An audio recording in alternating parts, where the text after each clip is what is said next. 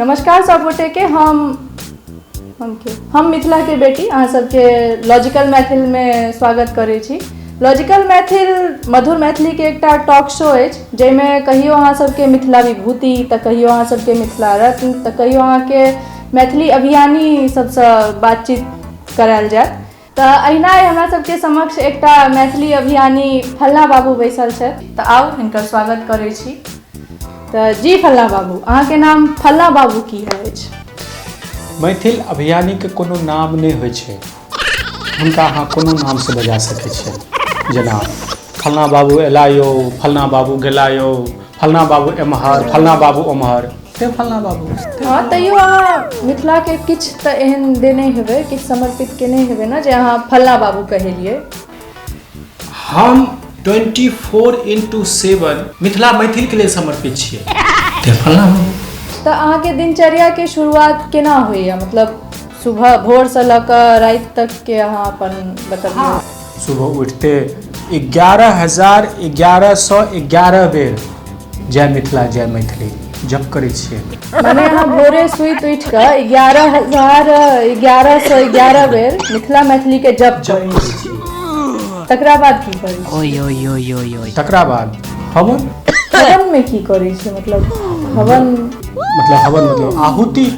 कथी के आहुति? वह जते भी मिथिला के प्रदेश छै, इम्हर सहरसा से लऽ कऽ इम्हर भागलपुर, इम्हर खगड़िया, इम्हर जते भी छै तकरा नाम से आहुति। जेना ओम मधुबनी स्वाहा, ओम दरभंगा स्वाहा, ओम कटिहार स्वाहा, ओम सहरसा स्वाहा, खगड़िया स्वाहा। अब तो भागलपुर से हो स्वाहा। माने मिथिला के जते क्षेत्र छै ओते तो हमरा नामो नहीं याद है, सब स्वाहा। सबके स्वाहा। जहन अहाँ स्वाहा नहीं करबै तहन फल्ला बाबू की है?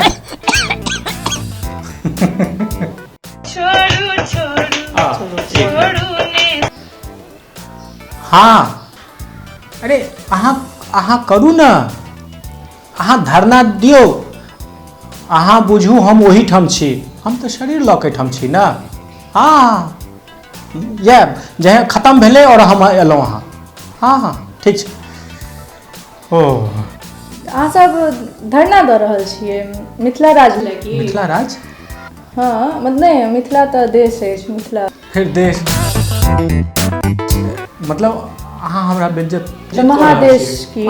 नहीं राज, नहीं देश, नहीं महादेश। तो की? ग्रह के लेल मिथिला ग्रह, प्लैनेट मिथिला के नाम से धरना सब मिथिला ग्रह के लेल धरना दऽ रहल छी। हाँ, प्लैनेट मिथिला के नाम से प्लैनेट मिथिला के नाम से हम सब धरना दऽ रहल छी। कतऽ दऽ रहल छियै धरना? दिल्ली, मुंबई, कलकत्ता, जंतर मंतर?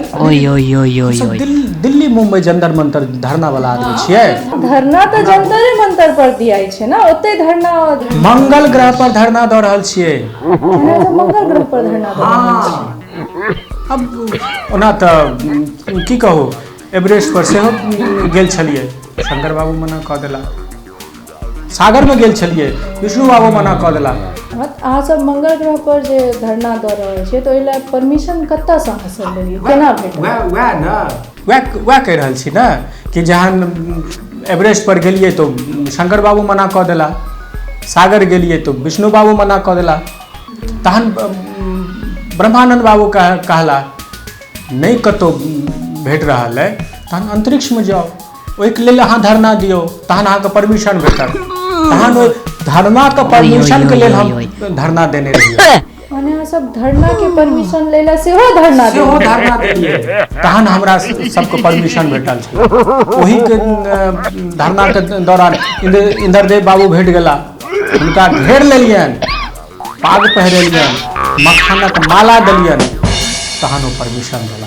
माने अखन जे 3-4 दिन पहिने जे ग्रहण लागल छलै से बुझाइया अहीं सबके धरना के प्रकोप से लागल छलै। हम सब किछु कऽ सकै छियै, कतौ ग्रहण लगा सकै छियै। चलू, अहाँ सब मंगल ग्रह तक पहुँचलियै केना? ओतऽ केना गेलियै? सबसे आसान छै। वो कहबी छै ना कि जहाँ न जाए रवि वहाँ जाए कवि, और कवि मिथिला के घर में कवि छै। ओही में से एकटा कवि के कहलियै हमरा मंगल ग्रह पर जाए वाला एकटा कविता लिख देला।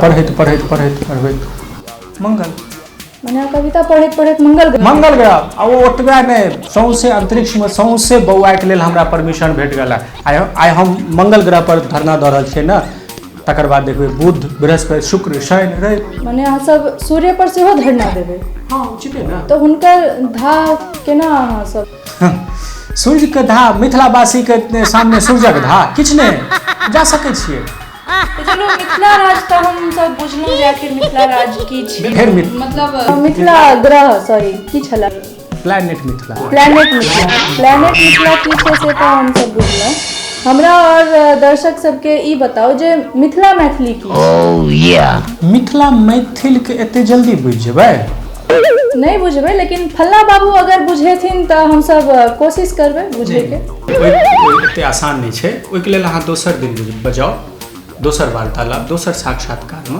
तकर बाद हम कहब एते जल्दी नहीं एते आसान नहीं छै मिथिला मैथिलीके बुझनाइ एते जल्दी नहीं आब देखिए रहल छी फोन आबि रहल छै हमरा ओहिठाम जेबाक मंगल ग्रह पर जेबाक छै ऑब्वियसली जेबाक है चलू ठीक छै अखन अहाँके फोन पर फोन सेहो आबि रहल है अखन अहाँके विदा कयल जाय तऽ अखन फल्ला बाबू के विदा करियौ हिनका सँ फेर साक्षात्कार हैत ओहिमे मिथिला मैथिली की छियै से ई बतेतैथ ताबे तक अहाँ सब लॉजिकल मैथिल देखबाक लेल मधुर मैथिली चैनल के लाइक सब्सक्राइब और कमेंट जरूर करू धन्यवाद।